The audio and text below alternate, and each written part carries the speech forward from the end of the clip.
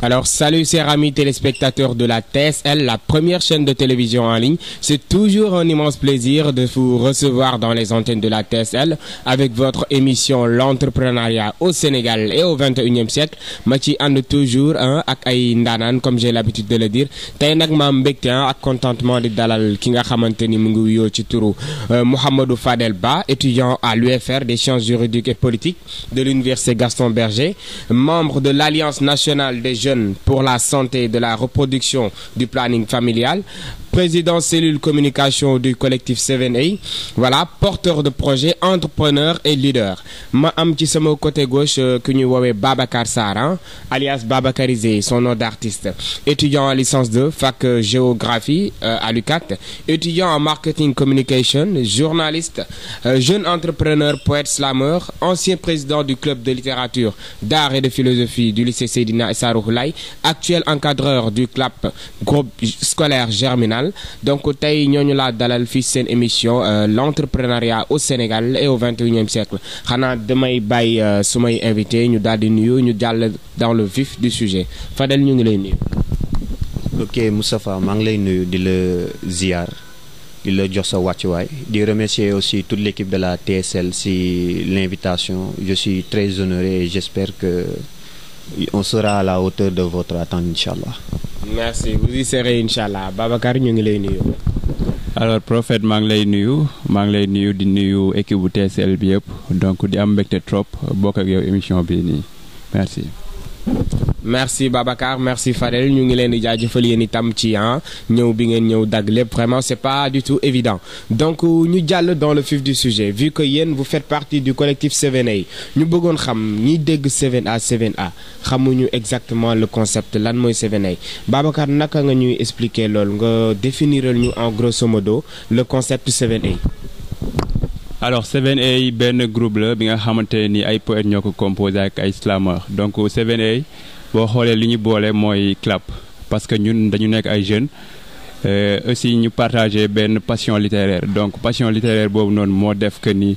ñi dem ba si yàgg ñuy yëngu si wàllum poésie dem ba si yàgg aussi ñu commencé di def ay activités slam donc tey jii ñu nekkoon ay jeunes au début on était 7 personnes donc 7 booy xoolee mooy 7 en anglais. Donc A bi mooy artiste donc 7A foofu la jógee on était 7 au départ donc loolu moo tax ñu def trou 7A mais maintenant on est plus de 7 et on continue d'œuvrer dans l'art mais aussi dans d'autres activités. Voilà. Dans l'art et dans d'autres activités si autre activité yooyu ci laay ñëw ak Fadel ñu gis ni au départ comme ni ko Babacar Sarr waxee vous évoluez dans le milieu de la poésie de l'art et du slam mais maintenant ñu gis ni yéen a ngi évoluer ci affaire activisme entrepreneuriat leadership lan moo waral ngeen dépasser le milieu de l'art poète parce que c'est vraiment bien vous pouvez sensibiliser là-dessus mais pourquoi ngeen lancer wu dans le milieu de l'activisme de l'entrepreneuriat lan moo waral choix boobu.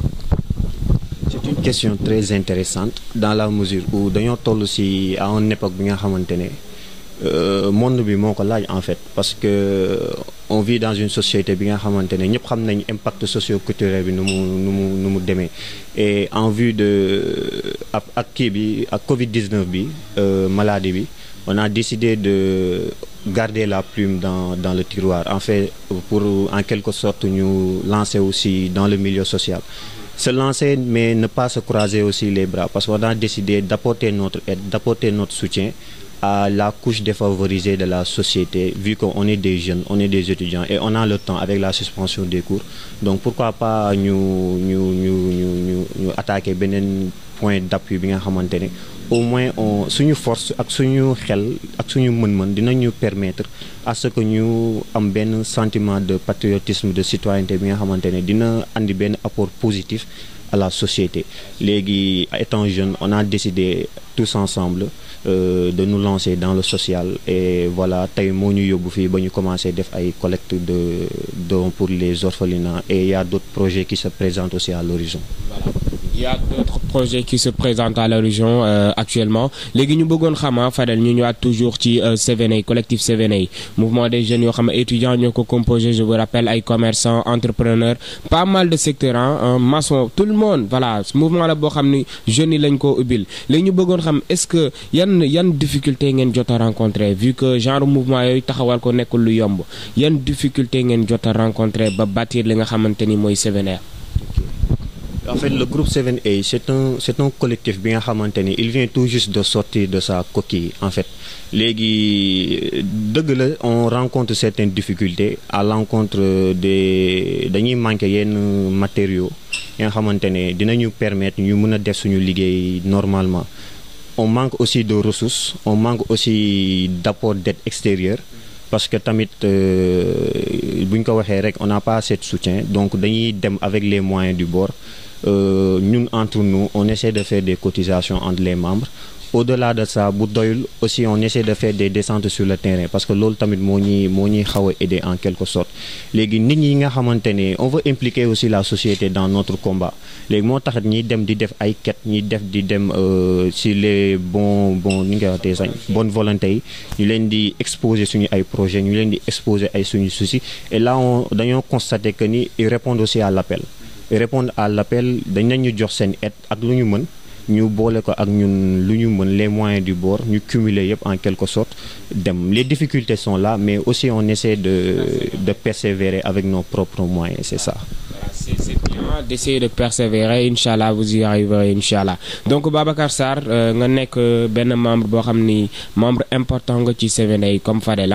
ñu bëggoon xam est-ce que 7A comme nekkul comme yenn mouvement yi ngay gis rek par exemple mouvement yi nga xam dañuy jékki-jékki rek juddu sans pour autant voilà être reconnu par exemple au niveau du BSDA et cetera est-ce que yéen protéger ngeen seen structure. Alors je pense que question bi nga laaj am na solo trop parce que tey jii aussi boo xoolee la majorité des mouvements noonu lay demee da ngay jékk ba si yàgg rek ñu ne dañuy taxawal benn mouvement je pense que aussi 7A loolu dal na leen dal mais c'était au début parce que au début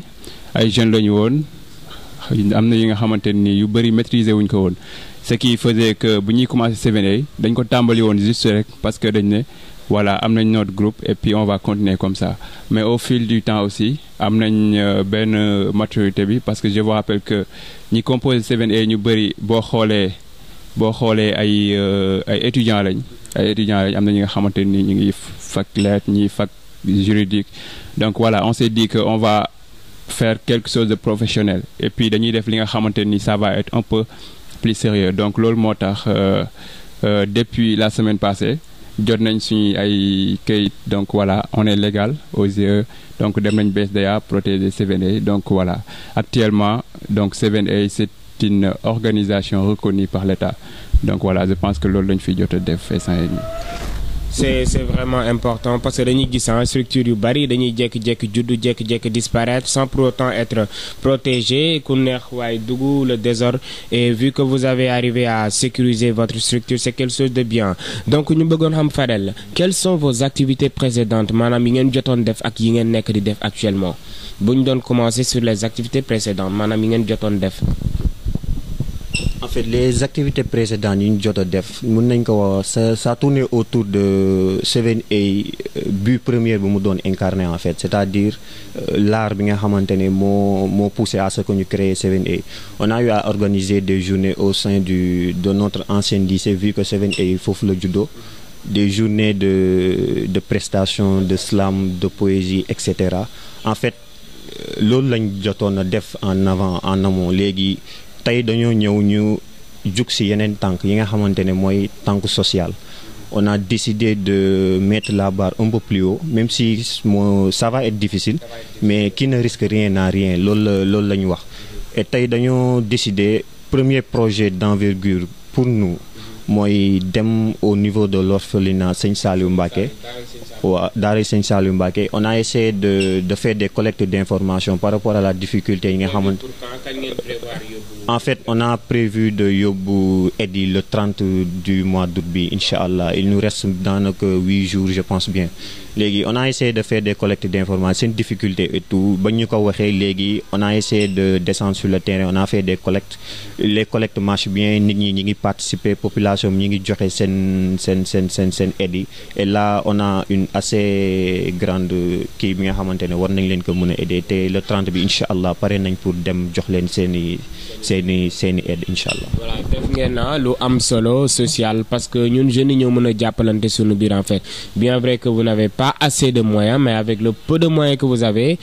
réussi à organiser cela et que ñu leen ñaanal aussi ñi ñi sétana képp ku ci bëgg indi sa participation après image bi dina jall ci souf daaray Serigne orphelinat daaray Serigne Saliou Mbacké ay ndaw ñoo fa nek ñoo xamni sont des orphelins gisuñu sen yaay gisuñu sen papa donc ku leen mëna jappalé rek après à l'information qui va passer lepp lu ngeen ci def rek jaamu yalla la comme mu koy mëna waxé. Donc Babacar Sarr ñu gis ni vous êtes des entrepreneurs leaders mënon ngeen évoluer à ce temps-là si yenen projet yu gëna am solo yi nga xamni établir ngeen ko mais ñu gis ni da ngeen bay lool yépp dugg ci social. Pourquoi ngeen bëgg organiser ben collecte de dons social? Alors je pense que loolu aussi am na solo damay ñëw rek ci benn borom xam-xam bu mag lu mu doon wax mi Albert Einstein da doon wax ni le mot progrès n'aura pas de sens tant qu'il y aura des enfants malheureux. Donc tey jii je pense que loolu noonu dafa am solo gis nga am na nit yi nga xamante ni ñi ngi jànkonteel ay difficultés te tey jii dañu nekk en période de pandémie donc ce qui veut dire que orphelinat boobu noonu ñi leen doon dimbali aide bi à l'extérieur la doon jógee ay Italie ay yenn ONG te ñooñu noonu amuñ possibilité pour dugg parce qu'il y a la fermeture des frontières. En plus de ça aussi il y a la maladie. Donc on s'est dit que nous en tant que jeunes on ne va pas rester les bras croisés donc dañuy juk luñ mën lépp li nga xamante ni mën nañ ko ci participer dinañ ko def dinañ leen ko defal parce que tey jii aussi waruñu toog rek di xaar donc yaakaar naa ni nit boo bëggee changement yow da ngay juk voilà nga def changement boobu noonu mais waroo toog rek di xaar donc loolu moo ñu gën a motiver à ce que ñu dem foofu noonu waxtaan ak seen encadreurs yi bi ñu waxtaan ak ñoom ñi jox ñu seen lan lañ bëgg aussi lan mooy seen difficulté voilà seen besoin primaire. Donc ñun tamit on s'est dit que peut-être que amuñ yenn moyens yi mais dinañ ci wasu ak donc wasu ak bi nan lay demee dinañ juk dinañ dem sur le terrain ñin le peu de ce qu'on a dinañ ko ci def aussi bonne volonté aussi képp ki nga xamanteni ni mën nañ ko ci participer lu ñu naan rek l'union fait la force mais la force ne fait pas l'union surtout si les forces sont centrifuges donc non loolu lañ comprendre motax ñi yëngatu ci activité bobu non aussi amna yeneen activité yi nga xamanteni ni ñu ngi koy waajal. Est-ce que am ngeen yeneen activité après activité sociale bi fait est-ce que am ngeen yeneen activité yi nga xamanteni mom ngeen bëgg def après? Voilà donc amna yeneen activité parce que au début bi ñuy commencer 7A dañ ko tënkoon fenn rek dañ ko tënkoon ci lan mooy 7A day organiser benn nuit des rires et des dires donc objectif bi lan la woon mooy dañuy mettre en exergue l'islam d'abord mais dañu dem ba ci yàgg ñu ne foog ñi jéem a gën a yaatal léegi yaatal bi lan lay doon foog ñu yëngatu ci ay activité sociale donc activité sociale bi moo wundu lii nii di collecte de dons bi pour l'orphelinat de Serigne Saliou donc bu loolu jàllee aussi tamit dans la semaine aussi dinañ def ay journée de reboisement donc tey jii ñëpp xam nañ ne l'environnement est touché donc tey jii il y a le réchauffement climatique qui est là donc ñun aussi ay jeunes lañ ay acteurs de développement lañ waruñ toog rek donc loolu moo tax aussi ñu ne dans la semaine aussi on va participer à une campagne de reboisement ici au niveau des Parcelles Assainies. Je pense que ça va durer une semaine ngeen di tegale def ko au niveau des parcelles. Voilà une semaine la ñuy tegale def ko au niveau des Parcelles Assainies donc loolu aussi bu jàllee ñi ngi waajal def ay cleaning day ñi ngi waaj def ay cleaning day ay set setal donc loolu aussi bu jàllee bëgg nañ def des campagnes de d'islam à l'école dinañ wàcc ci école primaire yi voilà sensibiliser leen aussi former suñu rakk yi fa nekk donc defal leen ay ateliers de poésie ateliers d'écriture mais aussi des prises de parole en public donc yooyu noonu yëpp ñi ngi ci dox inchallah te dinañ ko def à l'avenir. Voilà donc c'est vraiment important concept bi ak projet yëpp yi ngeen jot souligner fii nii donc Fadel ñu bëggoon xam est-ce que 7A au sein du 7A établir ngeen ay charte parce que association pour mu am organisation day metti lool est-ce que yéen vous avez eu l'idée d'établir des chartes des lois yi nga xamante ni képp ku intégré dafa am benn méthode d'intégration ak ay lois yoo xam ni vraiment képp ku ko wàcc dina am sanction bu daal sa kaw pour ordre mën a am au niveau de votre structure. En fait man je me dis que ni loolu mooy règle première bi nga xamante ne bépp structure bi nga xamante ne ubbi nga say porte rek war nga établir ay règlement intérieur yi nga xamante ne membre yeeg ak kenn ki nga xamante ne ñëpp ñi nga xam dañ ko bëgg intégrer war nañ ko mën a respecter parce que charte bi mooy pilier buy tenir collectif mi en suspension charte bu amul rek dara bu am te dañuy gis les anarchies ku nekk day def lu ko neex et tout alors que ñun dañoo bëgg leen on a des objectifs on a une vision bi nga xamante ne mooy yóbbu 7A fenn foo xamante ne dina mën a apporter population bi dara tey mi ngi Dakar ëllëg on a des projets yóbbu ko décentraliser ko sur toutes les régions et tout donc charte yooyu c'est quelque chose de forcé 7A am na ay charte am na ay règlement intérieur koo xamante ne ñëpp qui que ce soit war na ko mën a respecter te il est obligé de le respecter si parce que daf ñuy jàppale boppam aussi parce que ay magum jëm lañ on est des gens assez matures et tout donc il y a des chartes il y a des règlements intérieurs et ils sont faits pour être imposés et ils sont faits pour être respectés. C'est vraiment important parce que loi ak charte règlement fu mu amul rek je pense que organisation désordre moo fay am ak anarchie totale donc ñu gis ni yéen 7A vous êtes trop connu sur les réseaux sociaux et ñu bëggoon xam secret bi lan la en fait voilà est-ce que c'est au départ ci slam poésie ngeen doon def ou bien de par vos activités gis ngeen ci benn yokkute bu xaw a am solo.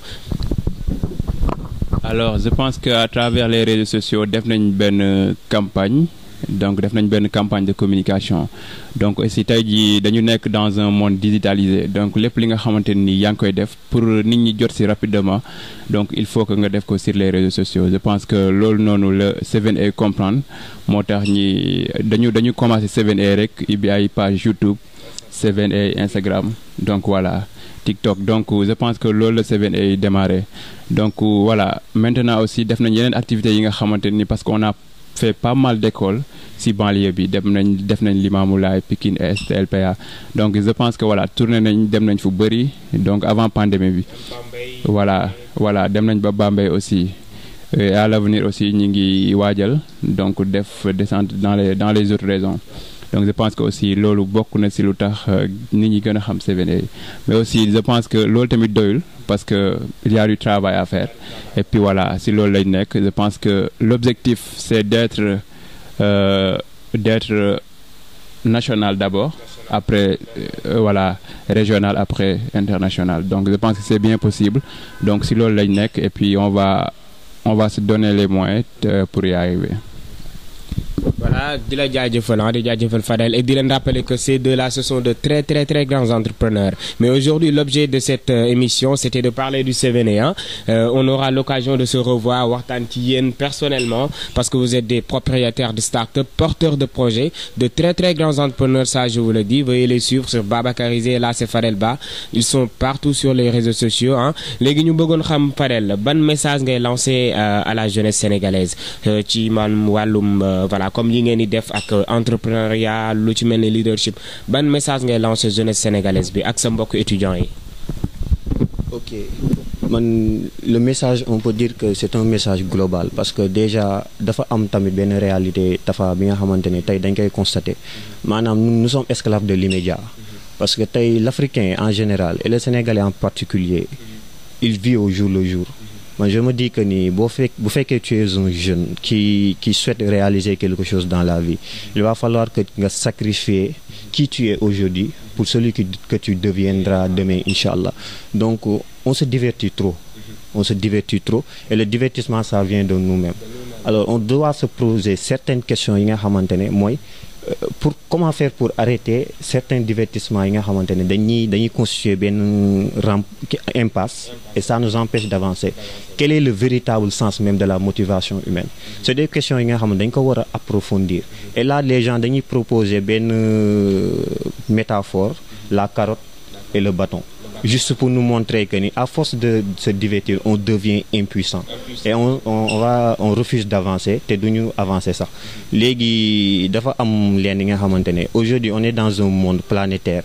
mais on a accès à toutes les sortes, à n'importe quelle information. Et donc le fait est de dire que je sais pas quoi faire, voilà, je savais pas comment le faire n'est plus une excuse valable.